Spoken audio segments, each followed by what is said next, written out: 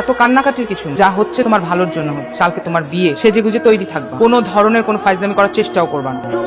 সাকিব, আজকে একটু দেখা করো না আমার সাথে প্লিজ। কালকে আমার বিয়ে। বিয়ে করে ফেলো। বিয়ে করতে পারবো না, আমি বাড়ি থেকে একবার চলে আসছি। চল আমরা বিয়ে করে ফেলি। রবি, 2 দিন আগে আমার মা মারা গেছে, নিজ হাত দিয়ে আমার মায়ের কবরে মাটি দিয়ে আসছে, আর এই 2 হাতে আমার মায়ের কবরের মাটির গন্ধ এখনো লেগে আছে। তোমার বিয়ে করতে বলতেছো? জানি তোমার সিচুয়েশন, কিন্তু তুমি আমাকে একটু বোঝার চেষ্টা করো। আমার মা আমার জীবন কিছু এটা তুমি খুব ভালো মতো জানো। পৃথিবীর প্রত্যেকটা মানুষের বেঁচে থাকার জন্য আশা দরকার। আমার বাঁচার জন্য কোনো আশা নেই, কোনো ভরসা নেই। আমি চাই না আমার এই অনিশ্চিত জীবনে তোমাকে রেখে তোমার জীবন অনিশ্চিত করতে। আচ্ছা, বরং তোমার ফ্যামিলি তোমার জন্য ভালো পাত্র দেখছেন, তুমি তাদের কথা মতো বিয়ে করো। কেন আমি অন্য কোনো ছেলেকে বিয়ে করবো? তোমাকে ভালোবাসি অন্য কাউকে বিয়ে করার জন্য? আমি সিচুয়েশন বুঝি। আজকে পর্যন্ত তুমি আমার জীবনে যা কিছু করছো প্রত্যেকটা কিছুর জন্য আমি তোমার কাছে কৃতজ্ঞ। আমি চাই না তুমি আমার জন্য আর কিছু করো। আমি তোমার সুখী করতে পারবো না। তুমি আমার ভাগ্যে নাই।